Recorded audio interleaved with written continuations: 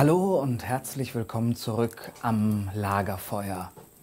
Hier sind wieder Philipp und Christoph vom Theater Ex Libris und es geht weiter mit dem Gespenst von Canterville. Dritter Teil. Der Geist verschwindet.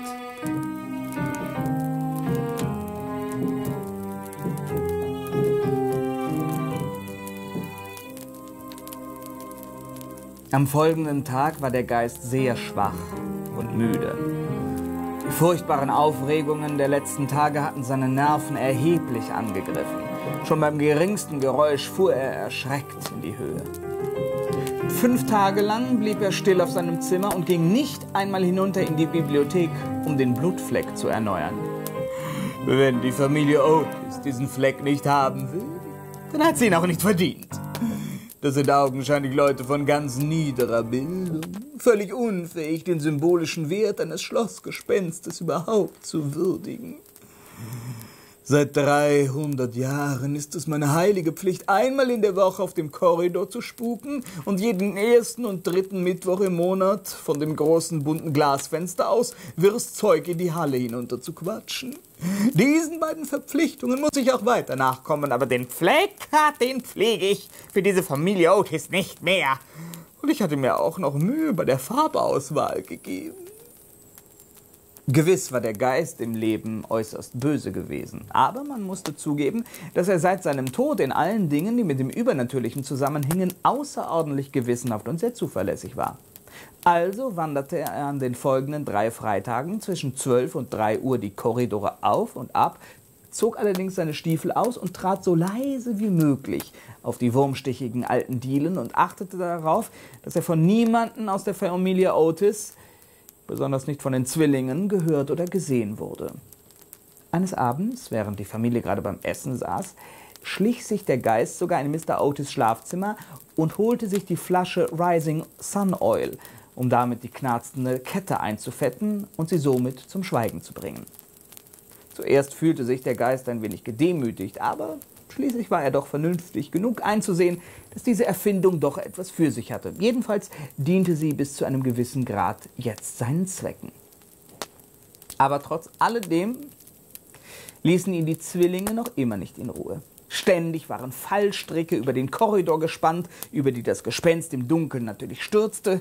Das Gespenst entwendete daraufhin sämtliche Schnüre und Stricke, die den Zwillingen zur Herstellung von Fallen genutzt hätten, und rutschte noch am selben Abend auf einer Bahn aus Butter und Schmierseife aus, welche die Zwillinge vom Jagdzimmer bis zur Eichentreppe ausgebreitet hatten. Diese letzte Beleidigung brachte den Geist so sehr in Wut, dass er beschloss, nur noch einen letzten Versuch zu unternehmen, um seine Würde zu wahren. Er wollte den Zwillingen in seiner berühmten Rolle als kühner Ruprecht oder der Graf ohne Kopf erscheinen. Der Graf ohne Kopf, ja. Seit mehr als 70 Jahren bin ich nicht mehr in dieser Rolle aufgetreten. Beim letzten Mal habe ich die hübsche Lady Barbara damit erschreckt. So sehr, dass sie plötzlich ihre Verlobung mit dem Großvater des jetzigen Lord Canterville auflöste und stattdessen mit dem schönen Jack durchbrannte. Das tat mir fast ein wenig leid, bis ich sie sagen hörte, dass sie um keinen Preis der Welt in einer Familie einheiraten wolle, in der ein so abscheuliches Gespenst umgehe. Der alte Lord heiratete daraufhin die zänkische Lady Ethel, der Arme, aber als Spuk betrachtet war mein Auftritt als kühner Ruprecht ein großer Erfolg. Also, nichts wie ein Zwerg. Mit der Rolle als Graf ohne Kopf allerdings war sehr viel Mühe verbunden, sodass der Geist volle 3 Stunden für die Vorbereitungen benötigte. Endlich war alles fertig und er war sehr zufrieden mit seinem Aussehen. Die großen ledernen Reitstiefel, die zum Kostüm dazugehörten, waren ihm zwar ein bisschen zu weit und er konnte auch nur eine der beiden Pistolen finden, die zu dem Kostüm gehörten, aber im Großen und Ganzen war er doch zufrieden mit seiner Erscheinung. Und um 1 Uhr schwebte er durch die Wand in die große Eingangshalle hinein. Hier machte er noch ein paar spöttische Bemerkungen über die lebensgroßen Fotografien von Mr. und Mrs. Otis, die nun dort hingen, wo einst Gemälde der Canterville-Ahnen gehangen hatten. Was für ein gänzlich geschmackloser Einfall. Fotografien! Er bedachte die Bilder mit einem letzten abschätzigen Blick.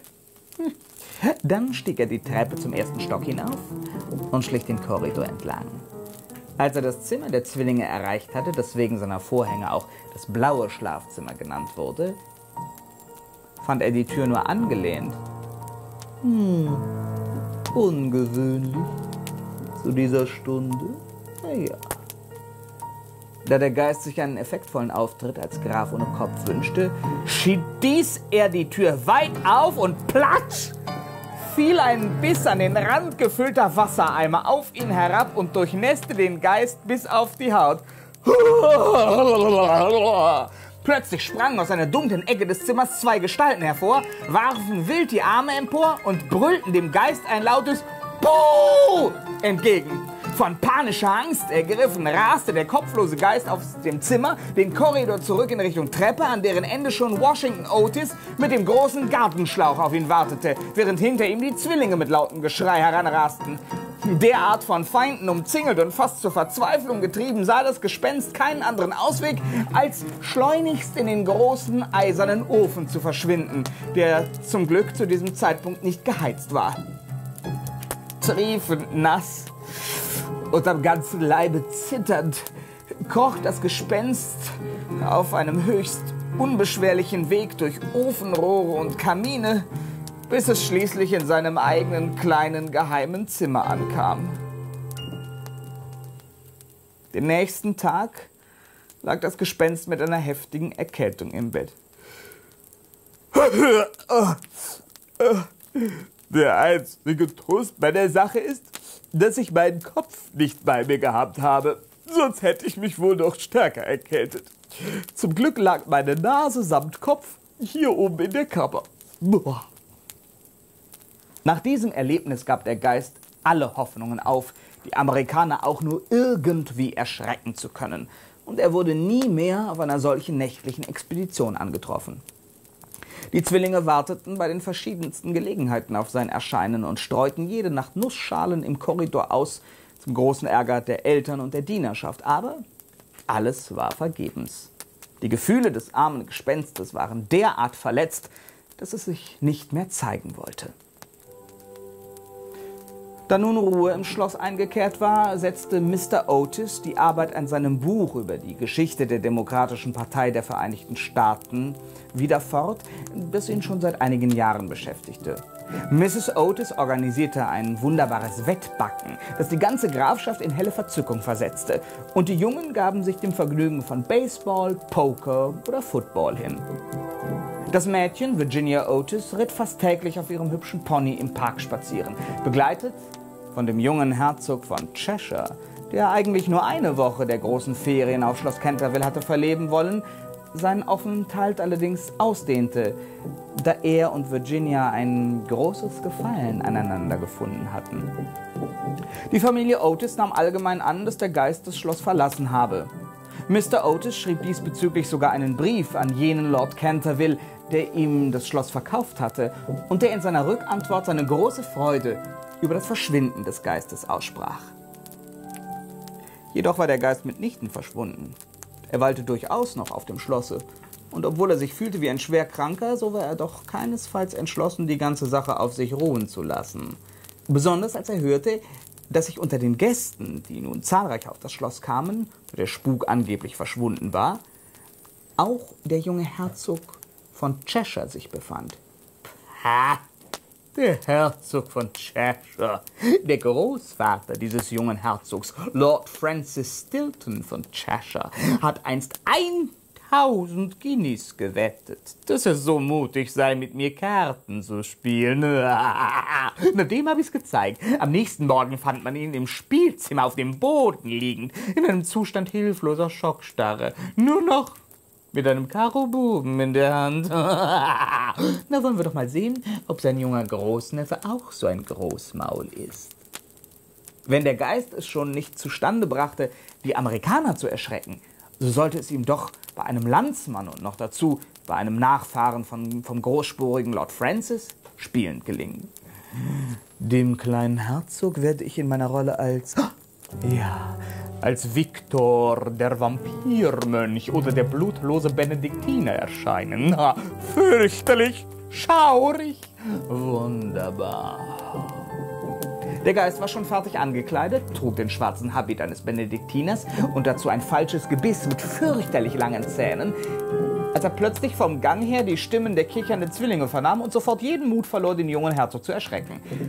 So schlief der Herzog von Cheshire friedlich in seinem hohen Himmelbett im Gästezimmer und träumte von Virginia. Wenige Tage später machten Virginia und ihr neuer Freund, der junge Herzog, über die Wiesen um Schloss Canterville einen Ausritt. Beim Springen über eine Hecke allerdings zerriss Virginias Reitkleid derart, dass sie es vorzog, bei ihrer Rückkehr zum Schloss die Hintertreppe zu nehmen, um nicht von ihrer Mutter oder ihrem Vater gesehen zu werden. Als sie an dem Zimmer mit den alten Wandteppichen vorüberkam, dessen Tür zufällig halb offen stand, meinte sie darin jemanden zu sehen. Und da sie das Kammermädchen darin vermutete, das zuweilen auch dort arbeitete, ging Virginia hinein, um sie zu bitten, gleich das Reitkleid auszubessern. Zu Virginias ungeheurem Erstaunen fand sie in dem Zimmer, das wirklich über und über mit Wandteppichen geschmückt war, aber nicht das Kammermädchen ihrer Mutter, sondern das Gespenst von Canterville. Der Geist saß am Fenster und beobachtete, wie das matte Gold des vergilbten Laubs durch die Luft flog und die roten Blätter einen wilden Tanz in der langen Allee aufführten. Der Geist hatte den Kopf in die Hand gestützt und seine ganze Haltung sprach von tiefer Traurigkeit. Ja, so einsam und so elend sah der Geist aus, dass Virginia, deren erster Gedanke gewesen war, schnell wegzulaufen und sich auf ihrem Zimmer einzuschließen, Mitleid bekam und sie sich entschloss zu bleiben. Ihr Schritt war leise und seine Traurigkeit so tief, dass der Geist Virginias Gegenwart erst bemerkte, als sie ihn ansprach. »Hi«, sagte Virginia.